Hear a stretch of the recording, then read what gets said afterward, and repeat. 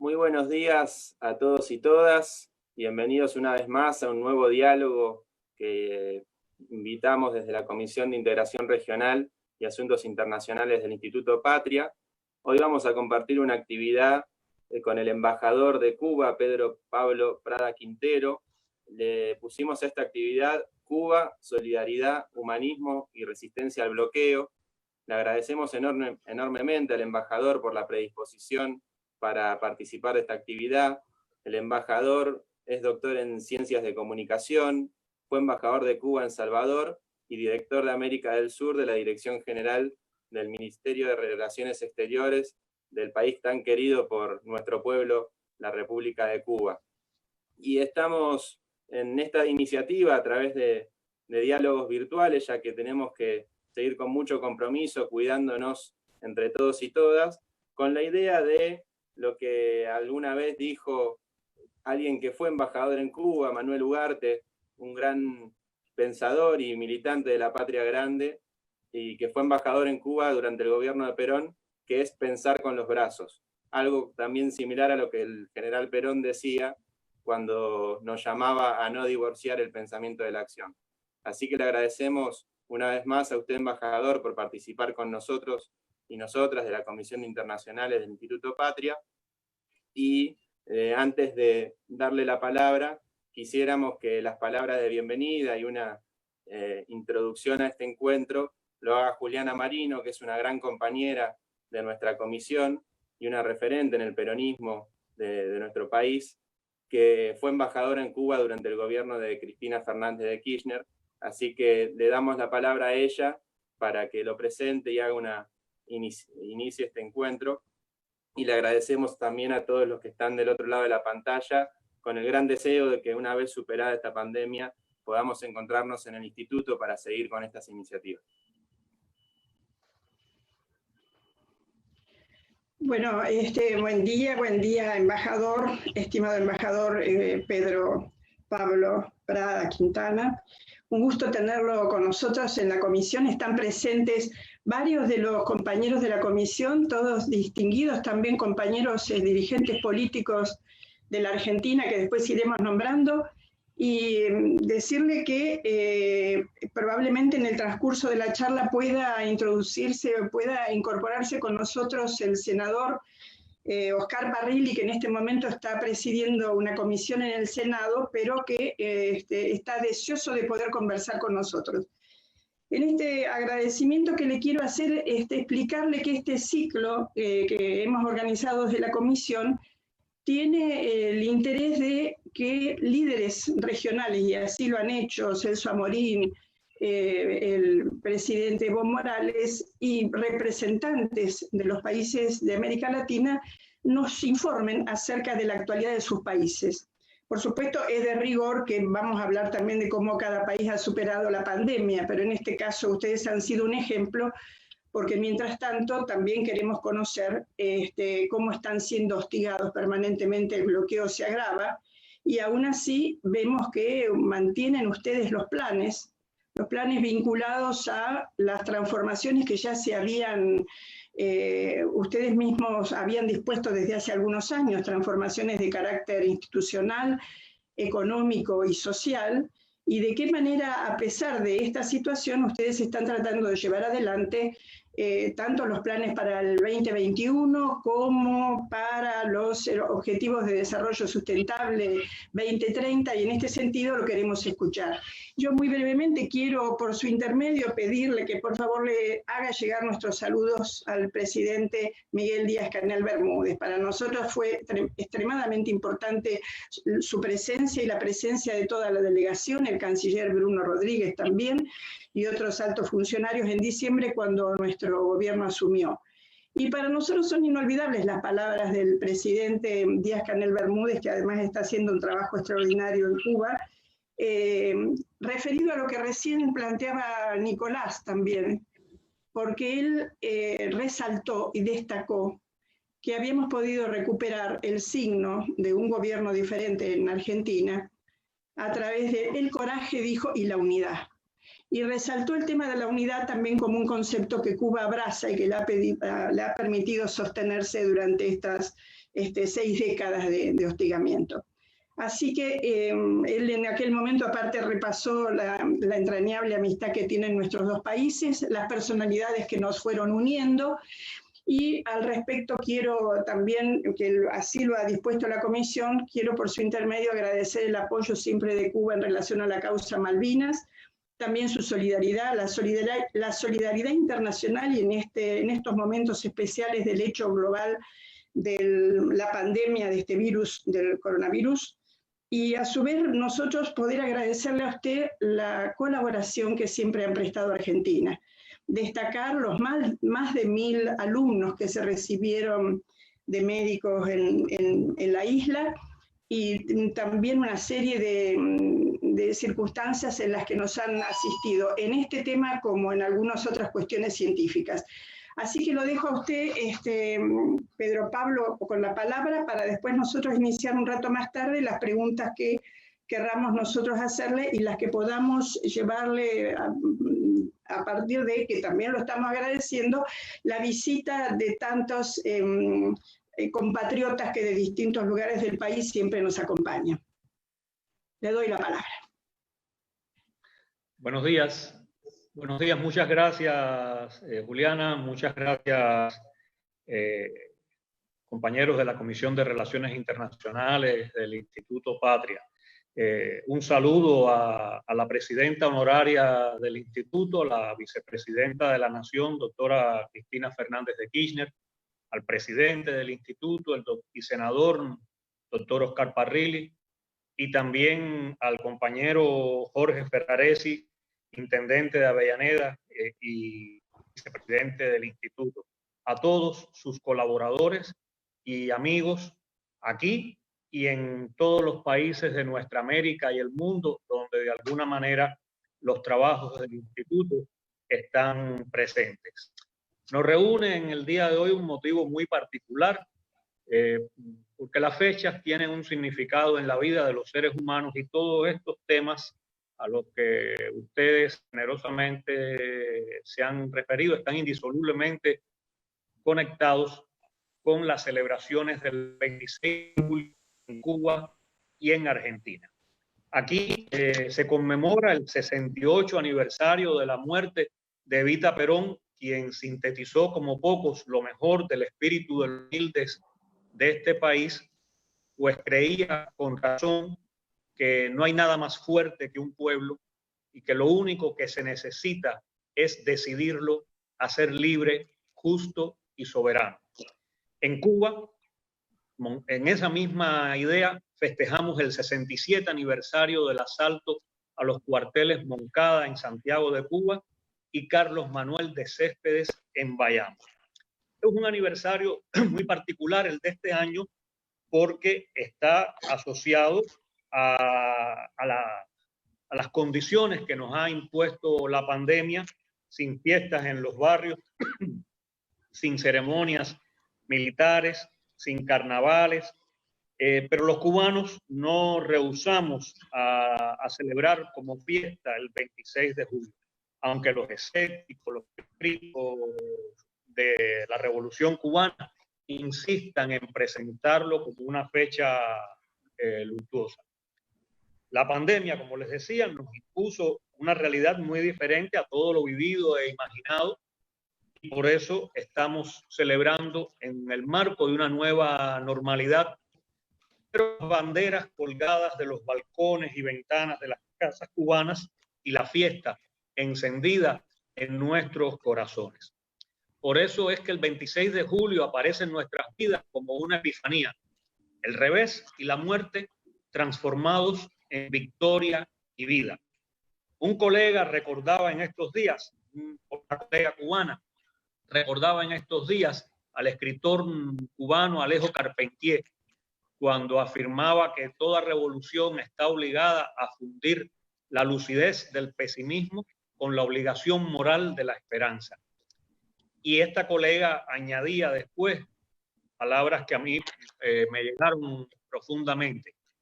No nos moriremos de coronavirus, pero nadie sabe qué cola le esperará al final del día ni qué faltará la semana próxima.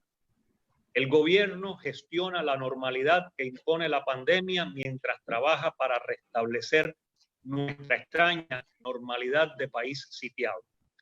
Ambas agendas se superponen: las medidas para enfrentar esta crisis sanitaria y las iniciativas para un futuro post-COVID, pero con el sempiterno bloqueo a cuestas que ahora se siente peor que otras veces por las asfixiantes medidas de Donald Trump.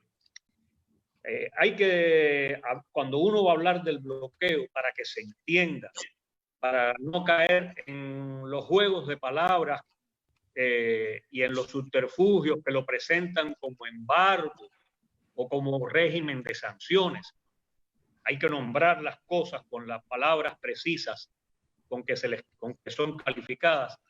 El endurecimiento del bloqueo, yo decía que es consustancial al principio que lo rige y que quedó recogido en el memorándum del subsecretario de Estado Lester Mallory en 1960, en febrero de 1960, cuando éste escribió que el único modo previsible de restarle apoyo interno a la revolución es mediante el desencanto y la insatisfacción que surjan del malestar económico y las dificultades materiales. Hay que emplear rápidamente todos los medios posibles para debilitar la vida económica de Cuba. Una línea de acción que, siendo lo más habilidosa y discreta posible, logre los mayores avances en la privación a Cuba de dinero y suministros para reducirle sus recursos financieros y los salarios reales, provocar hambre, desesperación y el derrocamiento del gobierno. 60 años después de haber sido escritas estas palabras, los Estados Unidos ya no lo hacen siquiera con subterfugios, no lo hacen con cuidado, con pudor, sino que de manera abierta, agresiva, cínica, tratan de cumplir ese designio de derrocar al gobierno cubano, provocando hambre, enfermedades y desesperación en el pueblo. Hay que recordar que al año de haber llegado al poder, el actual gobierno, al año y medio de haber llegado al poder, el actual gobierno de Estados Unidos puso en vigor el capítulo 3 de la ley Helms-Burton, que estaba vigente desde 1996 y que resume toda la extraterritorialidad del ilegal engendro jurídico que constituye este documento. Pero no solo en la extraterritorialidad, pone de manifiesto el profundo carácter batistiano de la venganza que esta ley representa para devolverle a los batistianos, a los torturadores, a los criminales de guerra, a los terratenientes, a los que vendieron el país, todas aquellas propiedades que usurparon para daño del pueblo cubano durante muchos años. Solo en este último, entre la primavera del 2019 y el verano, bueno, para ustedes invierno, estamos hablando con las estaciones cambiadas por los polos geográficos, pero bien, desde el abril de 2019 hasta julio de 2020 se han aplicado más de 80 medidas contra Cuba. 11 de ellas fueron dirigidas específicamente a privar a mi país de la compra de combustible en cualquier mercado del mundo.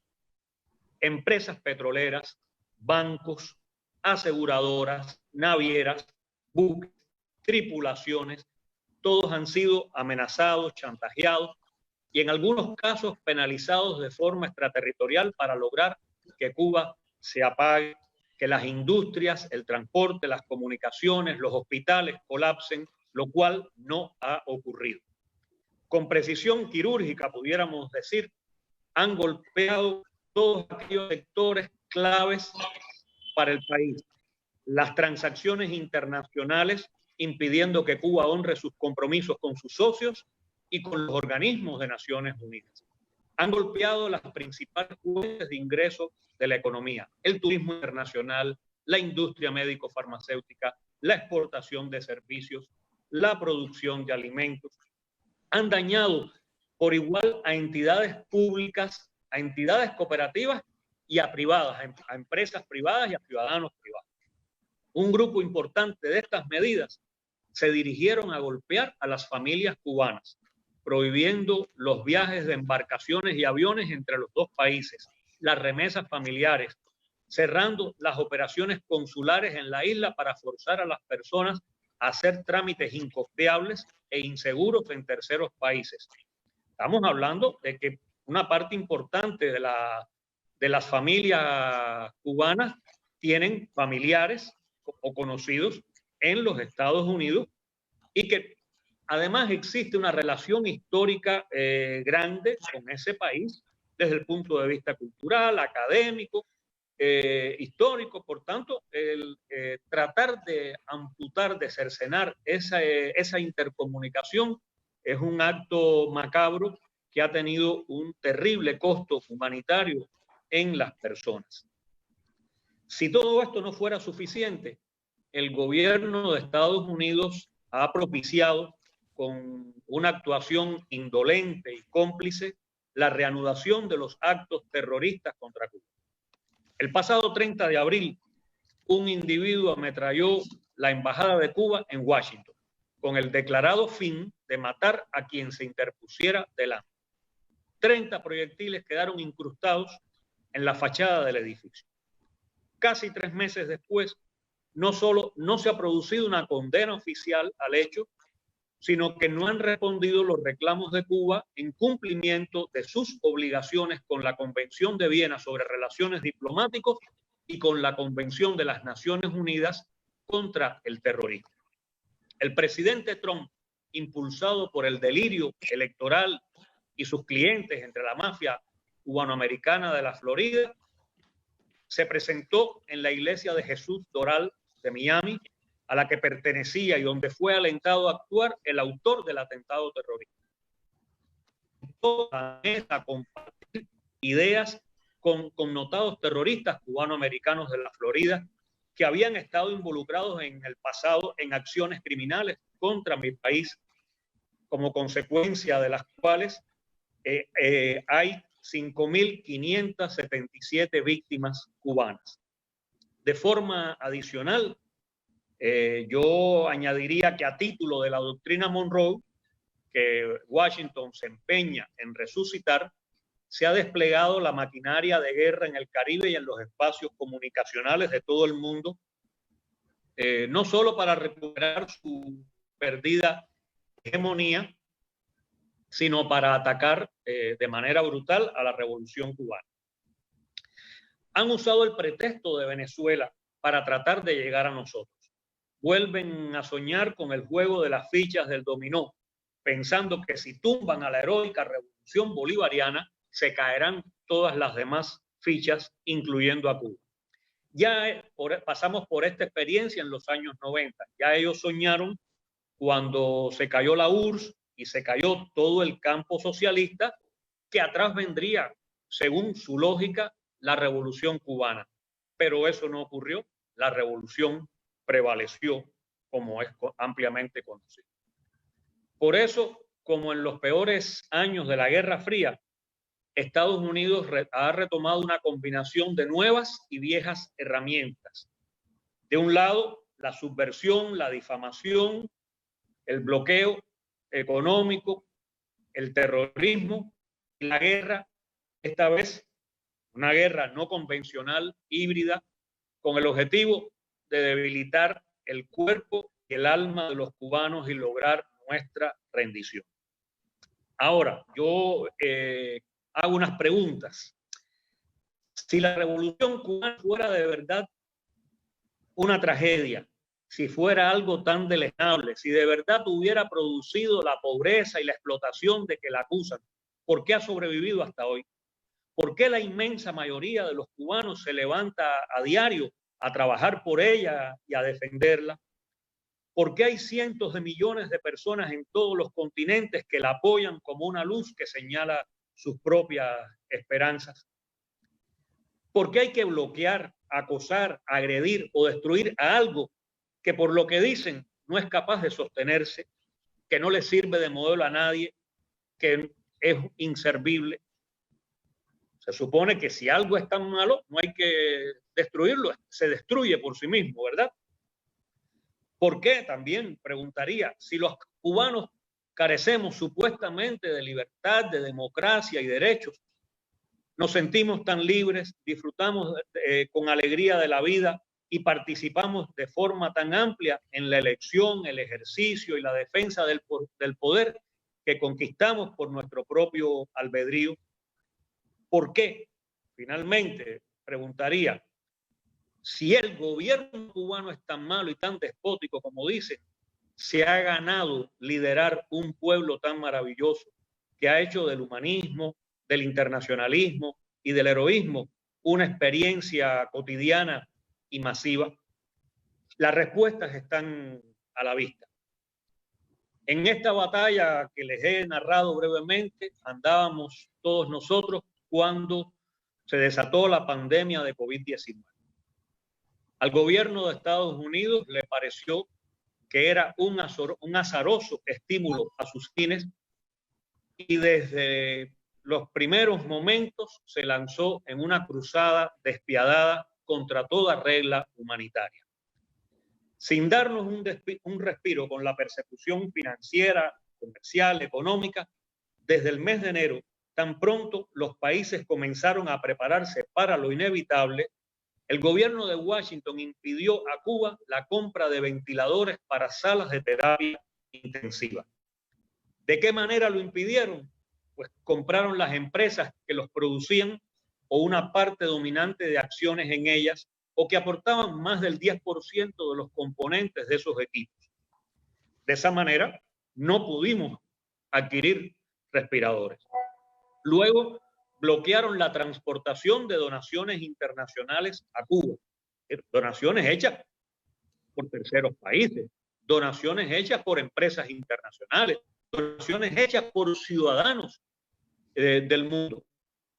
Más tarde, impidieron la entrega de materias primas ya pagadas y transportadas a Cuba destinadas para producir medicamentos. Miren, esta es una de las cosas más brutales. Imagínense un barco con contenedores cargados de materia prima para producir medicamentos, surto en el puerto del Mariel, en Cuba, que no pudo desembarcar la carga porque fue la empresa y los transportistas fueron penalizados. Y la única manera que tenían de librarse de la sanción era no entregando la carga en el puerto de Cuba, carga que ya estaba pagada y estaba en Cuba. Así se ha actuado estos meses. Miren, nuestra respuesta fue no acobardarnos. Hay una canción, Silvio, el necio, que se refiere al privilegio de vivir sin tener precio.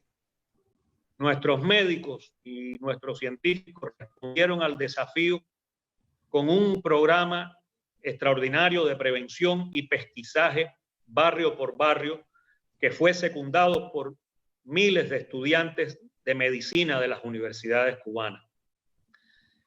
Produjeron un protocolo facultativo que no solo lo utilizamos para nuestro país, sino que lo pusimos en línea en Internet a disposición del mundo, para conocimiento y disposición del mundo. Nuestra comunidad científica desarrolló un sistema de 23 fármacos que ante la incertidumbre y plazos de aparición de vacunas apuesta por proteger la inmunidad innata de las personas y cubrir los daños que causan en los enfermos las llamadas tormentas de citoquinas para poder salvarles la vida, por lo cual se registra el mayor índice de recuperación y supervivencia de pacientes graves y críticos del mundo. El 18 de junio pasado, cuando el país cumplía 100 días de enfrentamiento a la COVID-19, el gobierno cubano decidió comenzar a aplicar un programa gradual y asimétrico de desconfinamiento y de retorno a la normalidad o a una nueva normalidad. Gracias al conocimiento, a las medidas adoptadas, compartidas también de forma solidaria con el mundo, se ha logrado controlar en lo esencial la enfermedad y abrir paulatinamente la economía, incluido el turismo internacional, con todas las garantías. Sin embargo, cuando Naciones Unidas ha convocado a la solidaridad y a la cooperación entre naciones y Cuba se ha dispuesto a ofrecer lo que tiene, los Estados Unidos han optado por perseguir con saña la colaboración médica y los servicios de salud que nuestro país exporta al mundo, mientras difaman y ofenden a nuestros profesionales. Las embajadas, agencias, agentes estadounidenses investigan la presencia de médicos cubanos en los países, los acuerdos soberanos entre los estados y distribuyen a los medios de prensa, a los partidos, a las ONGs y a los gobiernos las líneas de mensaje acerca de lo que quieren decir y hacer contra Cuba. Y créanme, ningún país está exceptuado de ello. Dolorosamente, en algunos lugares hay millones de personas que han quedado sin servicios de salud en estas circunstancias, mientras que Estados Unidos no le ha ofrecido a esos gobiernos una alternativa para cubrir los servicios de salud que antes cubrían los médicos cubanos. En otros países han impedido que esa ayuda cubana ingrese, aliados con poderosos intereses corporativos y políticos nacionales. Alguien podría decir que jugamos como en la canción de Silvio Rodríguez, a lo perdido. Yo vuelvo a recordar una vez más que nuestro aprendizaje es que el revés del 26 de julio de 1953 se tradujo en la victoria del 1 de enero de 1959 y que los 61 años posteriores también han sido victoriosos.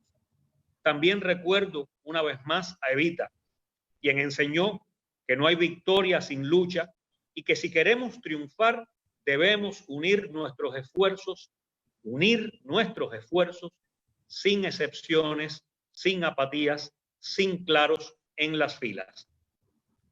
Eso es lo que ha hecho Cuba en estas circunstancias o lo que ha tratado de hacer, inspirada en su historia, en sus tradiciones y en el legado de los que construyeron la nación, desde las ideas sembradas por José Martí hasta las del líder histórico de la Revolución Cubana, el comandante en jefe Fidel Castro.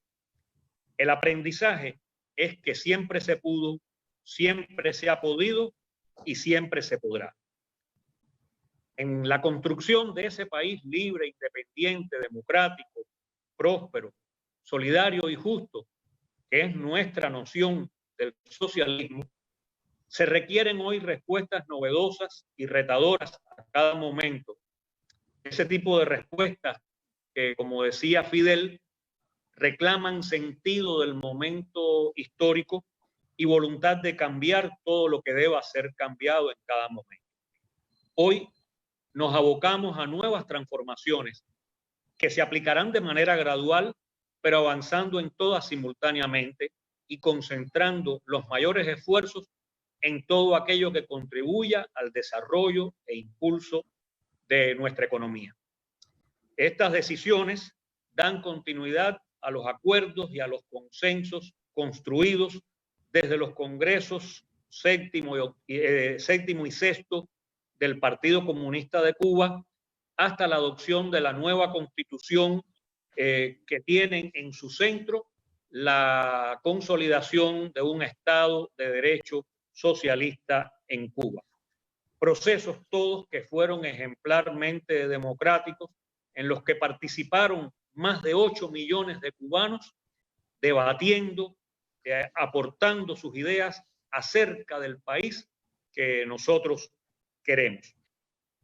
Buscamos recursos, buscamos divisas que necesitamos para hacer comercio internacional, pero no hay dolarización cuando siempre se nos ha negado el acceso a los dólares.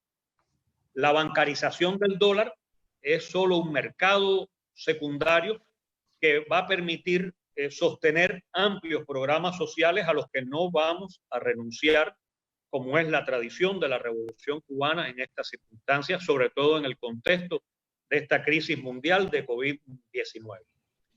Con nuestras fuerzas y pese al bloqueo recrudecido y oportunista, vencemos hoy a la COVID en Cuba y contribuimos a hacerlo en otros 43 países del mundo a donde han llegado nuestros médicos del contingente internacionalista de medicina de desastres y grandes epidemias, Henry Reed. Y además estamos en otros 30 países más desde antes, salvando vidas. En resumen, podemos afirmar que hoy enfrentamos un bloqueo mucho más brutal y despiadado que hasta antes, que luchamos por la vida, por proteger la salud, por preservar los empleos, los salarios, la seguridad social. La economía obviamente necesita recuperarse para seguir manteniendo todo lo que apreciamos, pero para nosotros tiene absoluto valor algo que nos enseñó el más universal de todos los argentinos, Ernesto Che Guevara. La vida de un solo ser humano vale más que todas las propiedades del hombre más rico de la tierra. Nada va a impedir nuestro insatisfecho afán por cambiar todos los días nuestra obra imperfecta, bien imperfecta, lo conocemos los cubanos y lo conocen nuestros mejores amigos. Lucharemos si es necesario 150 años por ser libres, por persistir en ser libres, hasta triunfar y construir esa sociedad con todos y para el bien de todos que anhelamos. Nadie nos va a quitar la alegría, los sueños, ni podrán separarnos de nuestros hermanos latinoamericanos y caribeños, mucho menos de los entrañables hermanos argentinos a los que tanto le agradecemos por su solidaridad y por esta cálida bienvenida en la mañana de hoy. Y ahora estoy a disposición de ustedes.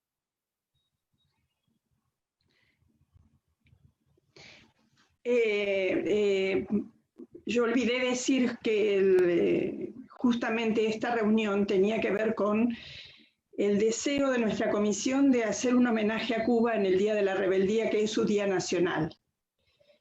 Y agradeciendo la mención que hizo el embajador sobre nuestra querida Evita, contarle a las personas que están viendo esta reunión, para los que no lo saben, que en el año 2010, cosa que tenemos que agradecer muchísimo, el gobierno cubano quiso aceptar una idea que había hace muchos años de implantar una estatua, un movimiento, una escultura de Eva Perón. Y esto se hizo en un precioso parque del Vedado, en La Habana, en el año 2010, que no pudo ser inaugurado por Néstor, porque falleció un mes antes de ir para allí.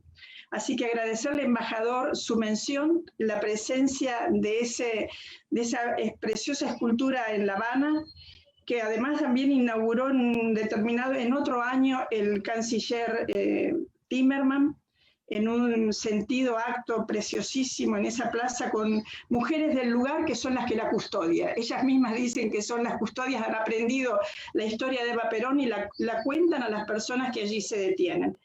Agradecerle esto y además hacer otra mención. Quiero aprovechar a mencionar algo, ya que usted da con tanto detalle pormenorizado las condiciones en las que está viviendo Cuba hoy y que se está aplicando el bloqueo, contarle a las personas que están entrando en esta reunión, porque algunas tampoco lo saben o muchos no lo sabíamos, que en el año 97 la Argentina votó, sancionó y promulgó una ley, la ley 24871, que es la ley mediante la cual Argentina prohíbe que se apliquen en su territorio leyes extranjeras. Esa ley es una ley que dice que Argentina no va a aceptar los principios de extraterritorialidad que el bloqueo estadounidense aplica a los países y que por este motivo nosotros rechazaríamos cualquier medida que se quisiera tomar al respecto. Esa es la normativa que rige en Argentina, además del espíritu antibloqueo que siempre hemos tenido en Argentina y a partir del cual hemos tratado en lo posible, de distintas maneras, de ser solidarios con vuestro país. de acuerdo a lo que usted iba contando, embajador, yo también me he ido asombrando todo este tiempo de la obsecuencia de los Estados Unidos, porque he estado leyendo que algunas provincias o algunos consulados, algunas localidades en el interior están pidiendo a sus autoridades que se pueda permitir la asistencia de Cuba en los propios Estados Unidos. También he leído, digamos, el rechazo al ingreso del interferón. Yo para agregar algunas cosas que me llaman la atención porque es verdaderamente una crueldad manifiesta la que se ha aplicado en Cuba. Así que solamente para terminar y dar lugar a los otros compañeros que quieran hacer alguna pregunta, pedirle a usted alguna opinión acerca de la voluntad política que sigue expresando Cuba por la integración latinoamericana y si tiene expectativas de que pudiéramos dar algún paso adelante entre algunos de nuestros países. Sí, te agradezco mucho las palabras, Juliana. Yo diría que efectivamente el tema de la actuación del gobierno de Estados Unidos deja mucho que desear en estos momentos. Demuestra cómo la política en este país ha llegado a niveles de corrupción y de una agresividad manifiesta extraordinaria.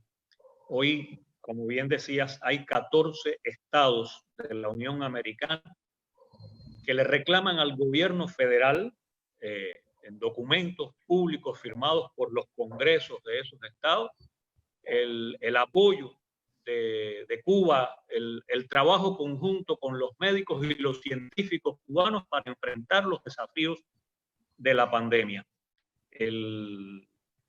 No solo es el uso del interferón o el everferón, los científicos, los académicos, los médicos estadounidenses que tienen tantos vínculos históricos con Cuba desde el siglo XIX, cuando un equipo formado por estadounidenses y el virólogo cubano y epidemiólogo Carlos Juan Finlay descubrieron el transmisor de la fiebre amarilla en el mosquito Aedes aegypti. Y hubo incluso en ese momento algunos que quisieron escamotearle a Finlay el descubrimiento y el honor que le pertenecía ante la historia. Sin embargo, los buenos médicos, los buenos científicos estadounidenses defendieron con su propio honor el honor que le pertenecía al cubano. Eso está pasando también hoy, porque saben el valor de la ciencia y de la medicina que se produce en Cuba.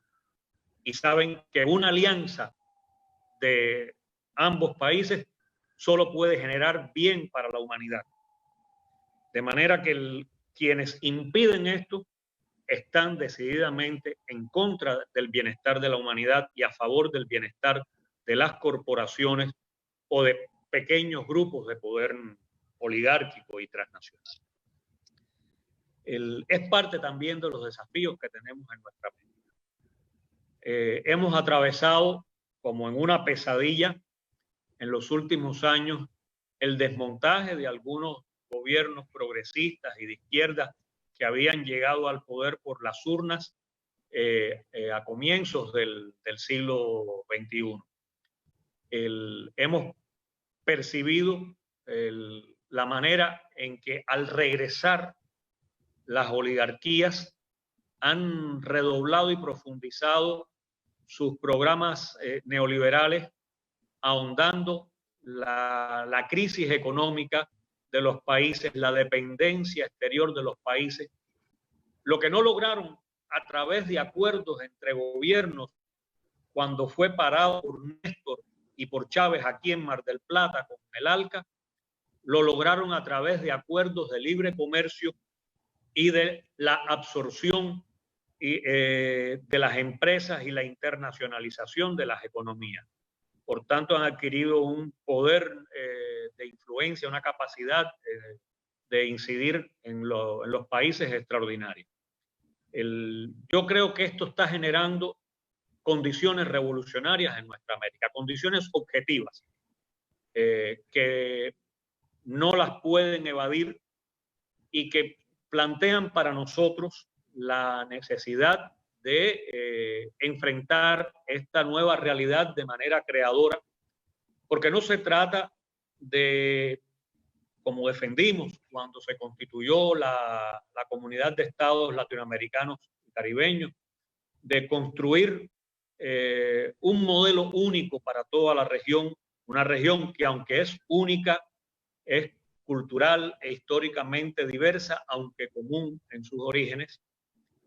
Y defendimos siempre, y así quedó recogido en los documentos, especialmente en el principal documento de la CELAC y quizás de la historia de América Latina en muchos años, que es la proclama de la América Latina y el Caribe como zona de paz, quedó recogido en ese documento la necesidad de unidad en la diversidad y del derecho de cada pueblo, de cada país, a construir el sistema político, económico, social y cultural que sus ciudadanos libremente escojan, pero siempre siendo parte de una noción, de un área común, de un gran país, para decirlo con una imagen, que sea América Latina y el Caribe unida.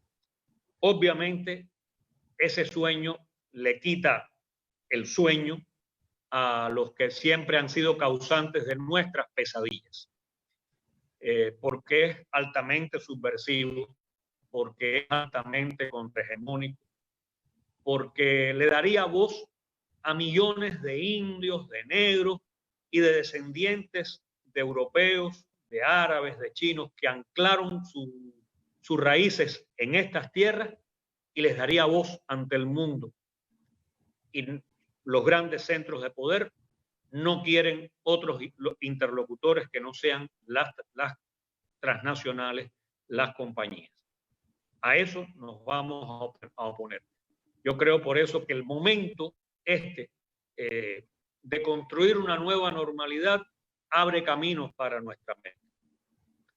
El modelo que nos quisieron persuadir era el que debíamos elegir, ha fracasado, no tiene futuro, lo ha demostrado. Yo creo que con inteligencia, con audacia, con la prudencia y la capacidad también necesaria por momentos, pero sobre todo con persistente voluntad de alcanzar las metas, nuestros países pueden trabajar y avanzar hacia esos objetivos.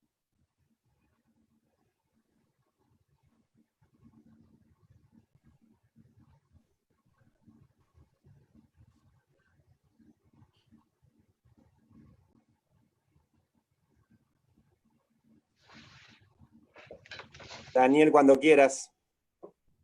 Bueno, embajador, ¿qué tal? Muy buenos Hola, Daniel, días. ¿cómo estás? Ha comentado usted ya en sus alocuciones anteriores la relación, de alguna manera, de Cuba con América Latina y de Cuba con Estados Unidos. Mi pregunta serían dos.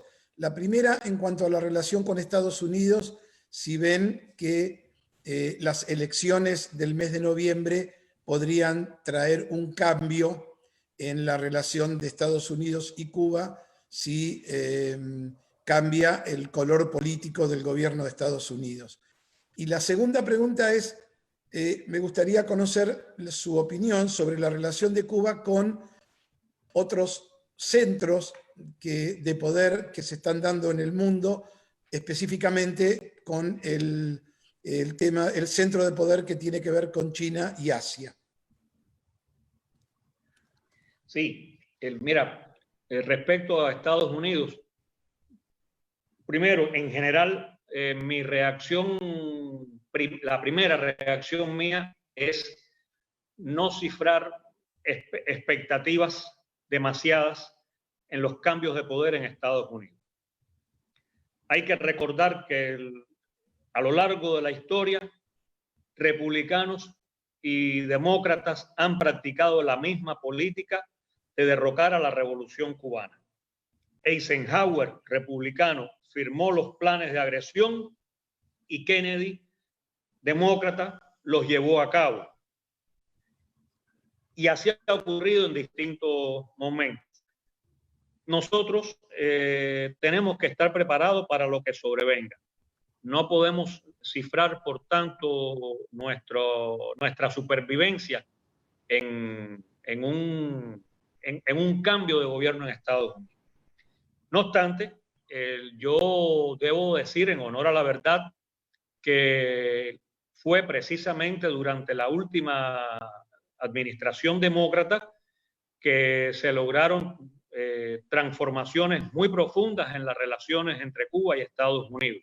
Se restablecieron relaciones, se reabrieron embajadas, llegaron a firmarse más de 20 acuerdos de cooperación en diferentes áreas, se crearon espacios de interrelación, de intercambio entre los dos países, fue normal el viaje de delegaciones, se abrieron posibilidades para que pequeños grupos de estadounidenses con licencias especiales y sorteando miles de dificultades pudieran llegar a Cuba a visitar, conocer la realidad, no por lo que le cuentan en Estados Unidos los medios transnacionales y su gobierno, sino vivirlo con los ojos, relacionarse con los cubanos de a pie, escucharlos, ver cómo viven con limitaciones, pero con dignidad, con orgullo.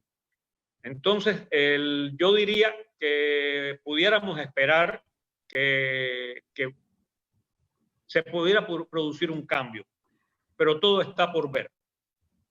Repito, la política en Estados Unidos es muy veleidosa, las elecciones en la Florida particularmente, y a nombre de eso se hacen y se dicen muchas cosas con tal de arrastrar el voto del pequeño grupo de cubanoamericanos que lo ejerce en la Florida. Lo que pasa es que tienen poder financiero, tienen capacidad de control sobre el debate público y pueden influir. Pero hoy por hoy los cubanos no representan una mayoría del voto en los Estados Unidos y ni siquiera en la Florida. Hay latinoamericanos de muchos otros países que han sido muy humillados, muy golpeados por el gobierno de Trump. Hay una masa grande, creciente, nueva de puertorriqueños que han sido humillados hasta lo indecible por Trump, tanto después del huracán María como en fechas recientes cuando se conoció que había llegado al bárbaro límite de proponer la venta de ese país como si fuera una vulgar mercancía. Yo pienso en lo que estará pasando por la mente de todos esos latinoamericanos con los que este gobierno ha sido especialmente duro, agresivo, y espero a que en noviembre el pueblo de los Estados Unidos piense las opciones que tiene por delante. De todos modos, insisto en que una de las condiciones más terribles de las crisis es cómo se aprovechan los grupos de poder de esas masas de desempleados, de pobres, de iletrados, para llevarlos a votar y a apoyar las formas más extremas de derecha, las formas fascistoides o reaccionarias del poder. La otra parte de la pregunta que me hacías era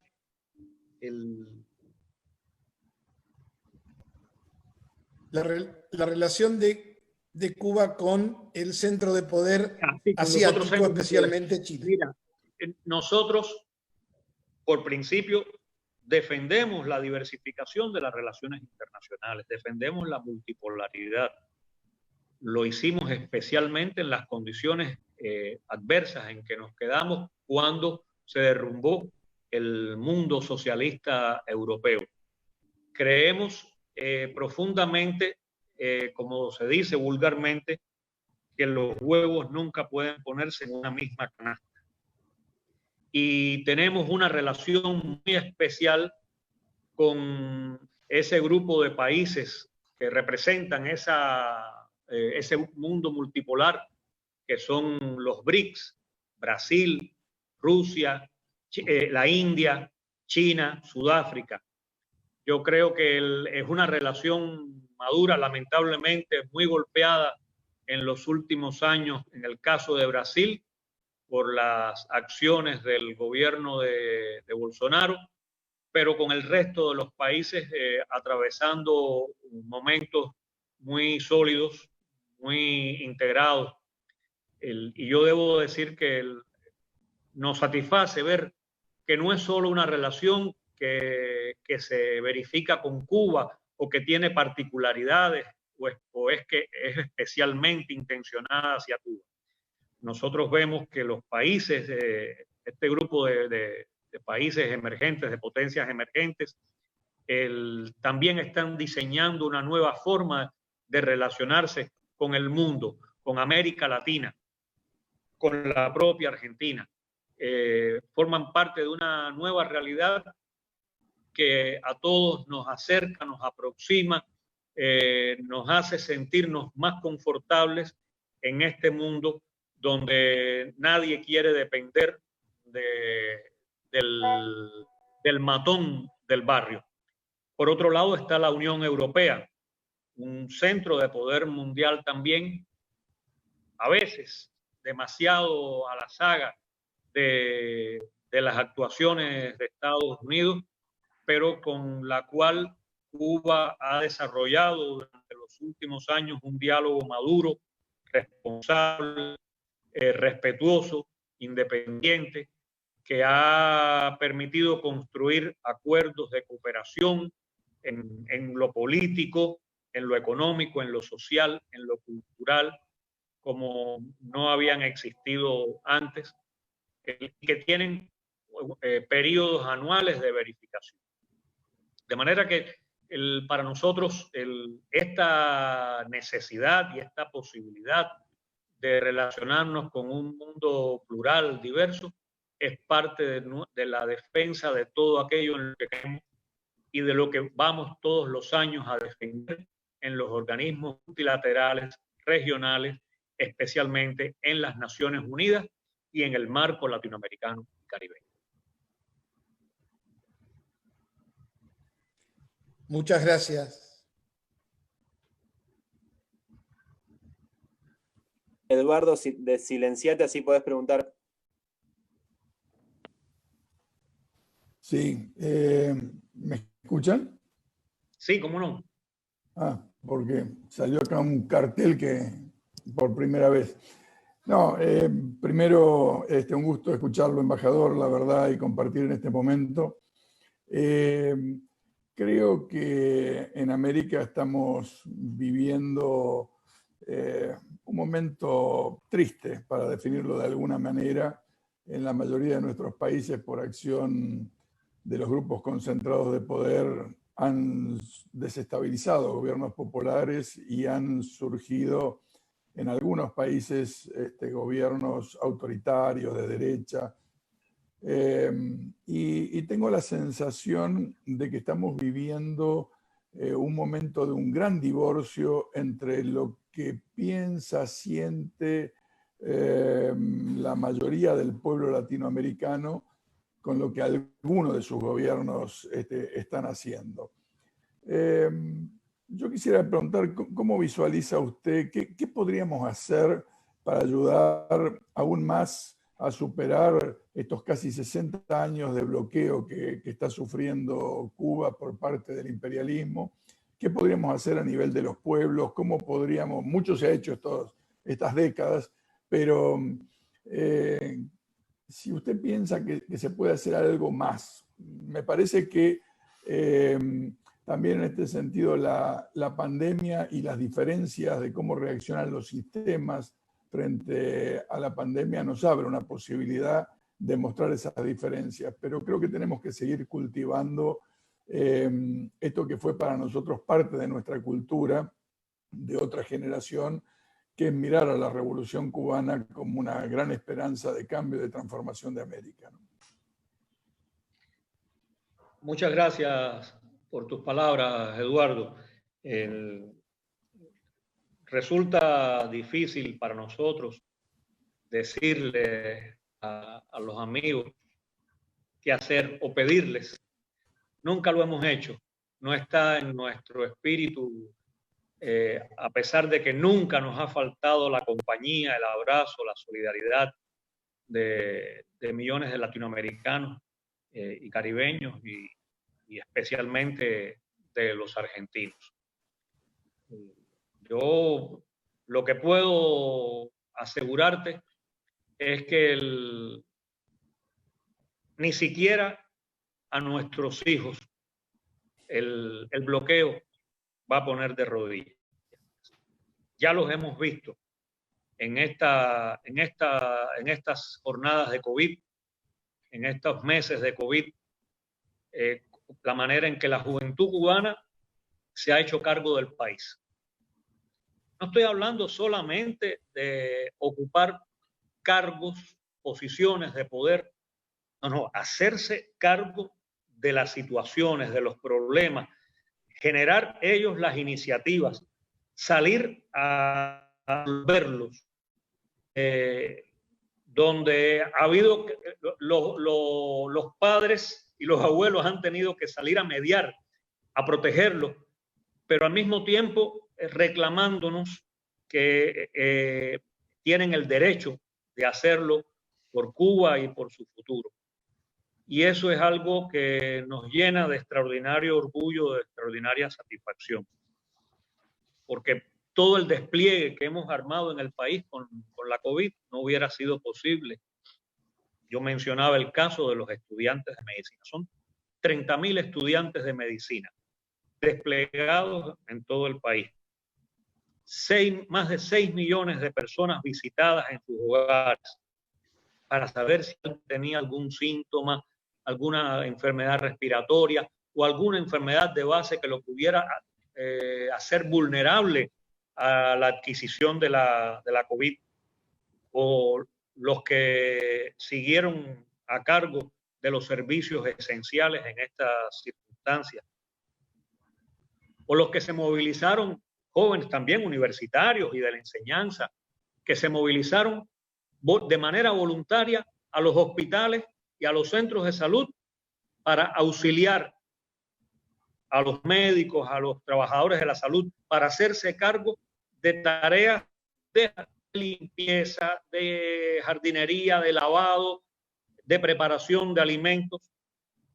Los que trabajaban en los hoteles, con los hoteles cerrados, se fueron para las cocinas de los hospitales para mejorar la alimentación de los pacientes. Entonces, hemos visto acciones de heroísmo colectivo que han sido protagonizadas esencialmente por jóvenes, y eso nos da mucha esperanza, nos da mucho orgullo por todo lo que la revolución ha sembrado.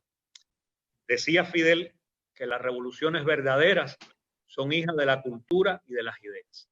Pues bien, esto es una expresión de la necesidad que siempre tenemos en todas partes y no solo en Cuba, de sembrar ideas, de sembrar cultura, de sembrar valores.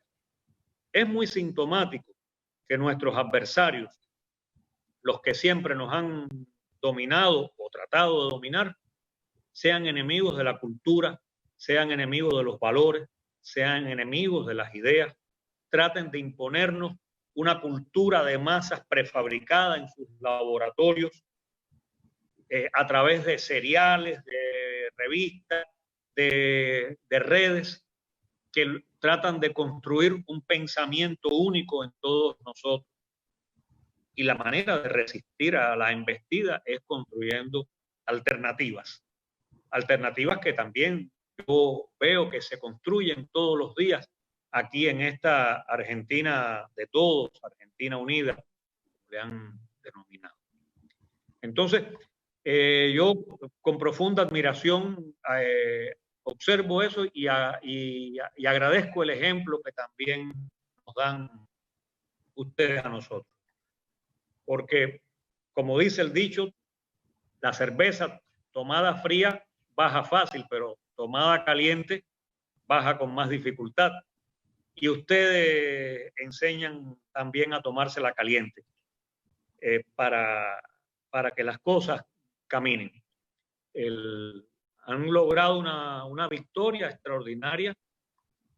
Nosotros percibimos durante los actos de toma de posesión el 9, el 10 y el 11 de diciembre del pasado año, la emoción gigantesca de este pueblo, la manera en que la gente se volcó naturalmente a las calles con grandes esperanzas por todo lo que habían luchado. Esperanzas que muy difícil construir en tan corto tiempo. Esperanzas que tienen que ser construidas en condiciones muy adversas. Y nosotros eso lo vemos y lo admiramos, créanme. Por eso cuando recibimos la solidaridad, el apoyo de los argentinos, lo sentimos más hondo, porque sabemos cuánto cuesta, cuánto a veces de negación de sus propias necesidades, sin poder contribuir a las nuestras.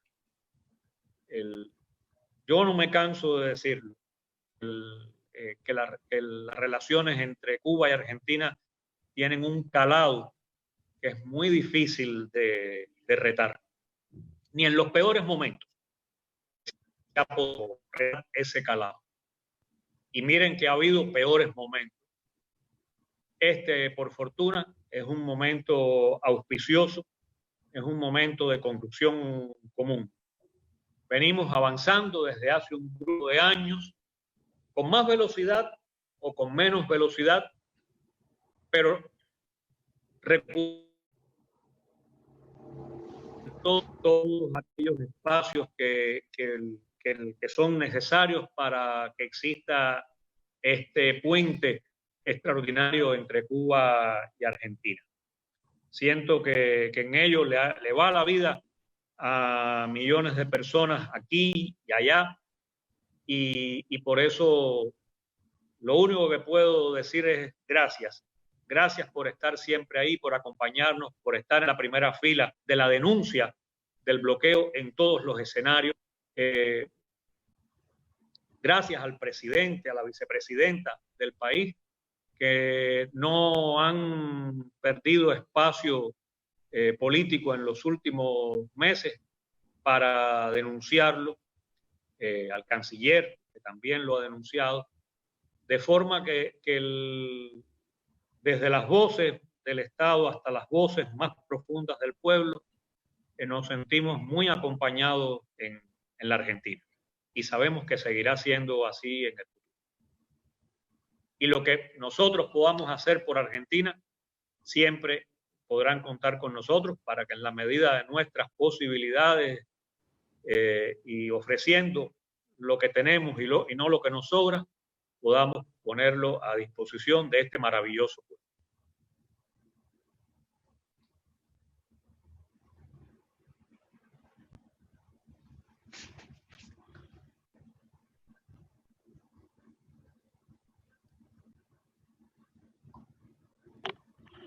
Dale, Carlos, cuando quieras.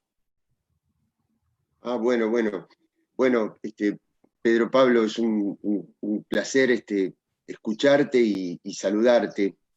Lamento haber ingresado tarde al Zoom por una cantidad de compromisos. Pienso que varias de las cosas que yo brevísimamente voy a tratar de decirte ya deben haber sido dichas.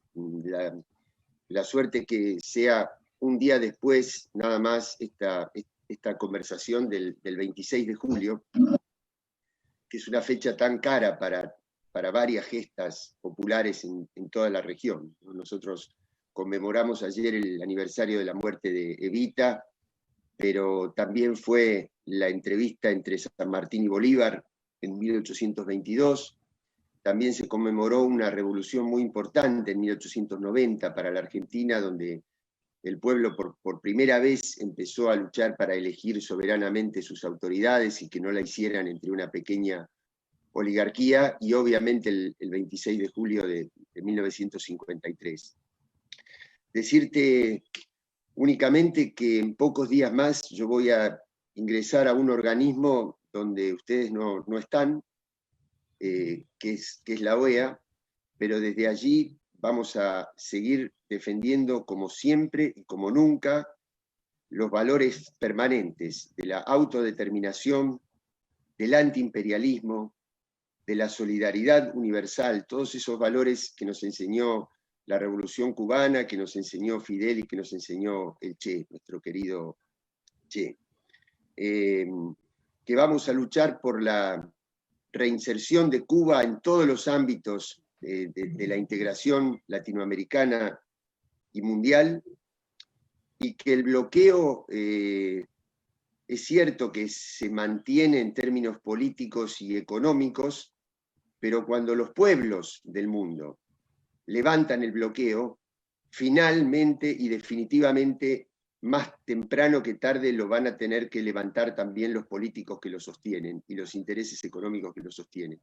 Y son los pueblos del mundo los que le han levantado el bloqueo a pueblos como Cuba, que nos han demostrado en esta oportunidad nuevamente que solo es a través de la organización de la sociedad, de la comunión entre Estado y sociedad, entre autoridad política y pueblo, y del valor de la solidaridad, tanto hacia el interior del país como con el resto del mundo, que vamos a poder sortear esta crisis y enarbolar ese mundo nuevo por el cual tanto ustedes como nosotros luchamos al unísono. Así que simplemente ese saludo y bueno, enviarte un abrazo a la distancia y que tú sabes que estamos juntos para todas las causas que tengamos que enfrentar. Muchísimas gracias.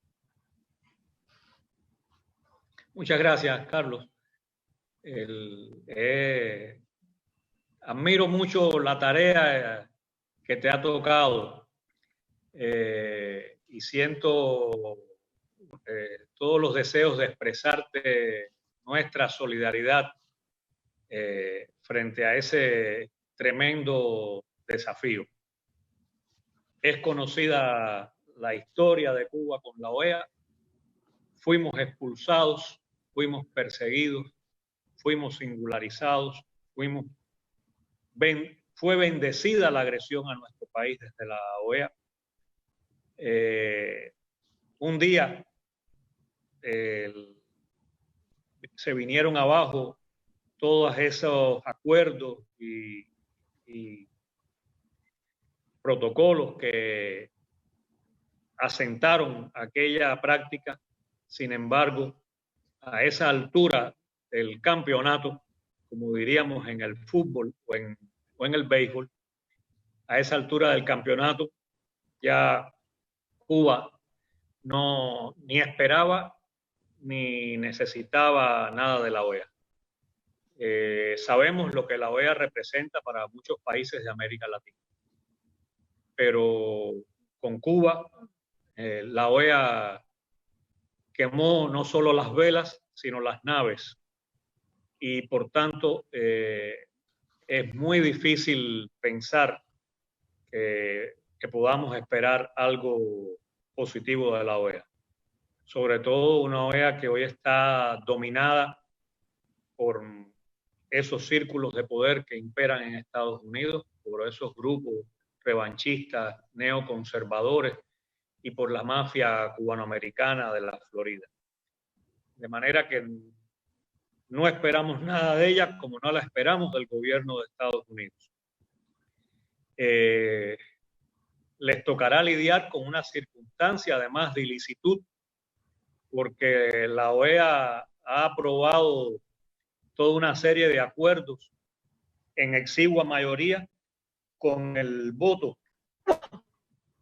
de un personaje y de un país que no existe, porque el verdadero país que existe con ese nombre y con un gobierno soberano se retiró hace 2 años de la organización y veremos cómo queda todos esos legajos que han producido para condenar la acción, la persecución contra nuestros pueblos. De todos modos, ningún espacio es menor para defender la causa de la integración de nuestra América.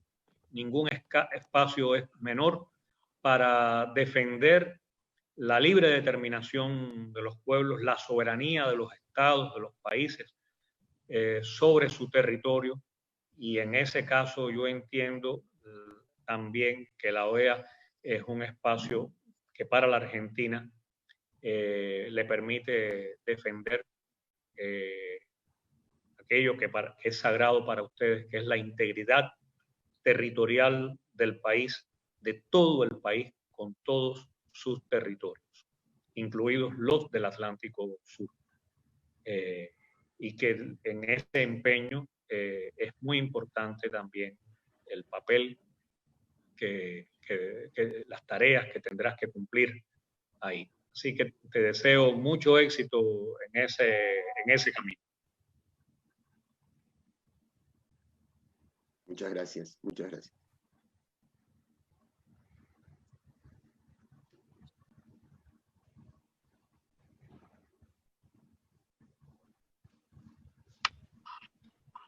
¿Qué tal, querido embajador, querido Pedro Pablo? Un gusto grande. Eduardo. Un placer enorme estar aquí. Dos comentarios. En primer lugar, que tuve el honor como vicecanciller de votar en contra del bloqueo a Cuba en una histórica sesión del año 2015, en donde 191 países votamos en contra de ese bloqueo, de un total de 193.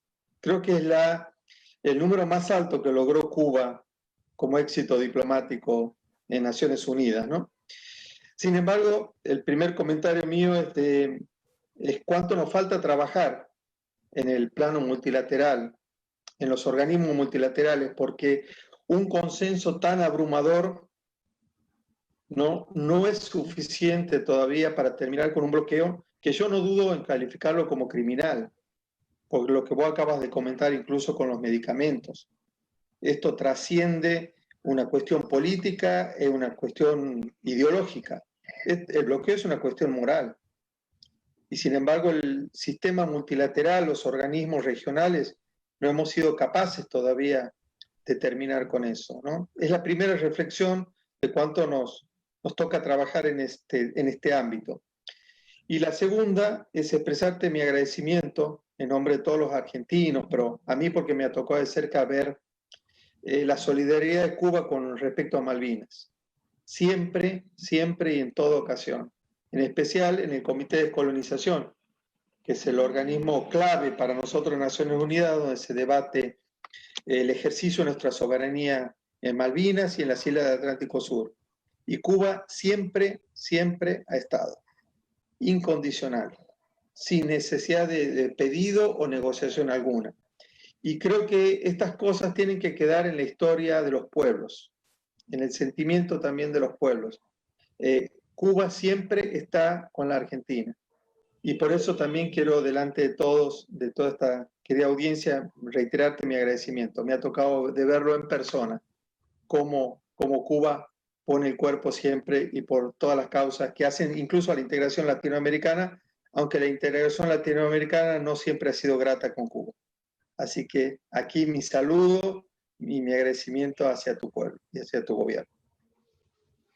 Muchas gracias, Eduardo. Es un placer siempre saludarte y es un deber serles fieles a los argentinos, a la Argentina, por todas las razones que tú has dicho.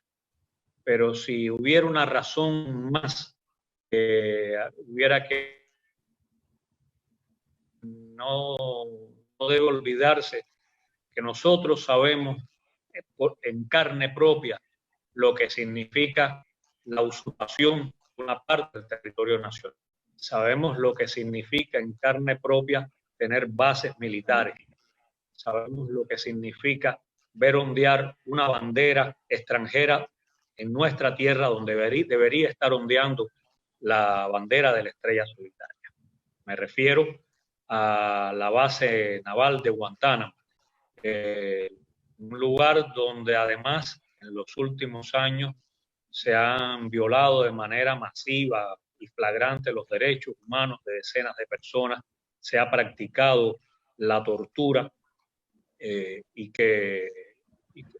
todo ello nos hace cada vez más comprometernos con la defensa de las causas de los pueblos que reclaman el respeto a su soberanía, a su integridad territorial.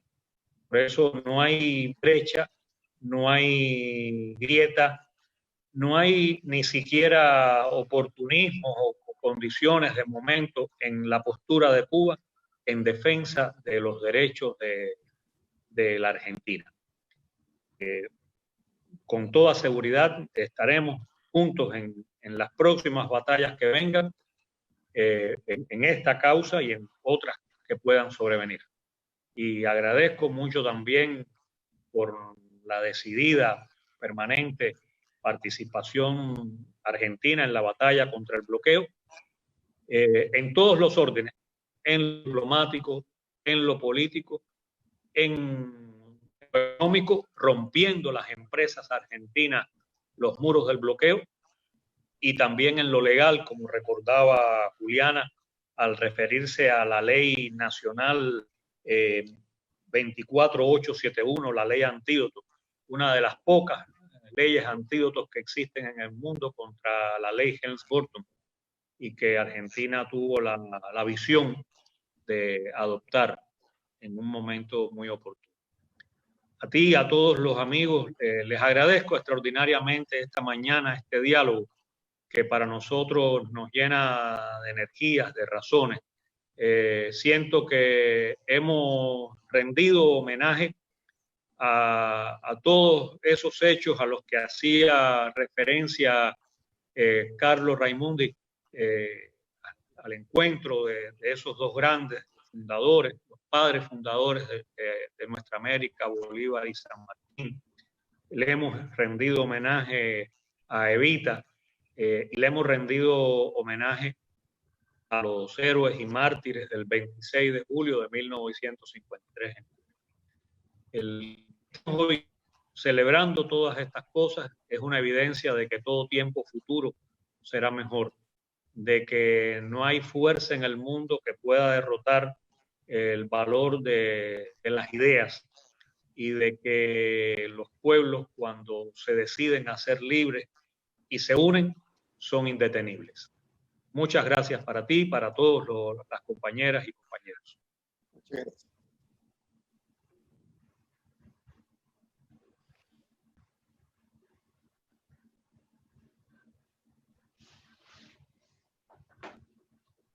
Está silenciado, Andrés. Ahí estoy. Gracias, embajador. Es un gusto poder tenerlo con nosotros. Quería transmitirle las felicitaciones, tanto al gobierno como al pueblo cubano, por la heroica forma que están afrontando esta difícil situación que vive el mundo y que vive también los compañeros de Cuba. Pero también quería expresar que la actitud que ha tomado el pueblo cubano y el gobierno cubano nos demuestran que la dignidad y el orgullo y la solidaridad son los elementos centrales para enfrentar estas situaciones. No hay situaciones con muchos recursos si no hay una actitud solidaria, una actitud militante, una actitud que preserve los valores principales como son la vida y son la salud de nuestro pueblo.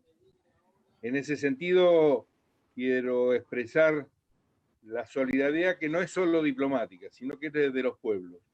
Aquí se sabe que en la Argentina hay un gran sentimiento por la Revolución Cubana y por lo que significa la dignidad que ese proceso ha llevado para toda América Latina y nuestro compromiso permanente por continuar con esa lucha. Y sabemos que Cuba ha sido uno de los principales receptores de la jornadas que organizan a los sectores populares para la resistencia y para construir una patria grande, una patria que nos incluya, una patria que nos dignifique. Y ahora voy a una simple, para ser más corto, pregunta, ya que muchas de las que yo tenía las han hecho los compañeros, que es si la relación de Cuba con aquellos inversores europeos y fundamentalmente con los sectores de Europa, que en algún momento se acercaron y aportaron capitales, se ha modificado últimamente o se mantiene esa relación de cooperación, de recepción de inversiones en términos justos que promueven el desarrollo y la posibilidad de sustentación autónoma de Cuba. Simplemente y le agradezco la presencia. Sí, muchas gracias, Andrés. Lo extraordinario de la actual coyuntura es que a pesar de todo lo que yo he narrado, buena parte de los inversionistas, de los socios internacionales de Cuba, no han renunciado a tener una relación madura, seria, profesional, mutuamente útil para las partes. Contrario a lo que Estados Unidos hubiera deseado en estas circunstancias, se han producido flujos de inversiones hacia nuestro país por las limitaciones propias de la COVID, pero se sigue trabajando en crear espacios de comercio. Hay una comunicación permanente con estos socios, repito, de Europa, de Asia, de Canadá y de América Latina, y por qué no, de Argentina también. Y esa es una señal buena, una señal de confianza, es una señal de la credibilidad que tiene el gobierno de Cuba, los socios cubanos, las empresas cubanas ante sus pares internacionales. Así que es lo que te puedo explicar sobre este tema. Y una vez más agradecerles a ustedes por todo el apoyo, por toda la solidaridad. Yo creo que los tiempos que se vienen nos obligan a estar muy juntos en la lucha por la paz, a defender la necesidad, la solidaridad y la cooperación entre las naciones, entre los estados, entre los pueblos, a luchar decididamente contra esa filosofía del descaro humano a la que hacía referencia el Papa Francisco. Hay que defender la condición humana por encima de todas las cosas, porque eso es lo que nos ha permitido llegar hasta aquí y poder tener una sociedad, un mundo como el que tenemos. Pero también hay que cuidar nuestra casa común. Hay que proteger el medio ambiente, hay que preocuparse por las futuras generaciones, tener en cuenta esa sabiduría ancestral que nos legaron los pueblos africanos, que el mundo en que vivimos no nos pertenece, lo tomamos prestado a nuestros abuelos para cedérselo a nuestros hijos y nietos. Por tanto, hay que ser responsables y trabajar por todo ello. Una vez más, muchas gracias. Muchas gracias, embajador. La verdad que fue una gran mañana compartida con usted. Queremos ir cerrando. Solo quiero agradecer a todas las personas que estuvieron del otro lado de la pantalla. Y fueron cientos de comentarios en la transmisión en vivo de Facebook, muy cariñosos con usted, con la Revolución Cubana, y también con el Instituto, agradeciendo la posibilidad de esta actividad. Yo, para ir cerrando y antes de pasarle la palabra a Juliana Marino, quien fue embajadora en Cuba durante el gobierno de Cristina Fernández de Kirchner, quiero agradecer a las personas que estuvieron detrás de la posibilidad de esta actividad, todos los miembros de la comisión del Instituto, de la Comisión de Internacionales, también a Nicolás Fott, a María Azul Concilio desde la técnica, Claudia Bernaza en la coordinación, las personas que están detrás de las redes sociales del instituto, porque sin eso no se podría haber hecho esta actividad, y también a Leiner Espinosa, el secretario de prensa de la embajada, con quien también coordinamos bastante estos últimos días. Así que muchas gracias a todos y a todas. Les doy la palabra a Juliana para que vaya cerrando el encuentro, y sepan los que se engancharon más tarde que esto va a estar publicado en nuestro canal de YouTube de la Comisión de Integración Regional y Asuntos Internacionales del Instituto Patria, para que lo puedan volver a ver. Bueno, gracias Nicolás, y gracias Nicolás por tu trabajo, siempre nuestro técnico y compañero dirigente político de Argentina, joven. Mire, una cosita, siempre dicen fue embajadora durante el gobierno de Cristina, los 2 mandatos. La verdad que lo dicen con un tono, no fue ningún sacrificio, fue un privilegio y fue un placer. Hace poquito la llamé a una amiga mía, argentina, que vive en Cuba hace más de casi 60 años, para ver cómo estaba, y a veces se necesita algo, aunque no hay viajes, en fin. Me dijo, estuve necesitando un medicamento, pero como ahora tenemos redes, acá lo puso una hija, lo puso en las redes, y enseguida aparecieron 2 o 3 que a uno le sobraban X cantidad de píldoras, y a las otras, y así pude reunir el medicamento, porque ¿sabés qué pasa, Julián? Acá nosotros no nos pensamos, yo no me pienso como Carolina, me pienso como país. Nosotros somos Cuba, cada una de nosotros. Me pareció un razonamiento extraordinario, y que me parece que es el principio que a ustedes los ha sostenido. Entonces, tomando en cuenta algunas cosas que dijiste antes, y que nos hiciste recordar aquella declaración de la CELAC del 2014, yo creo que ese es un manifiesto para sentirse Latinoamérica y Caribe. Y en ese sentido creo que, con el orgullo de haber podido hacer esta reunión desde el Instituto Patria, homenajeando a Evita y a Cuba, creo decirte que pusimos nosotros como título solidaridad y humanismo, que me parece que son las palabras que resumen el espíritu que nosotros tenemos que recrear en los pueblos. Así que gracias, embajador, por estar con nosotros. Muchas gracias. De todo corazón.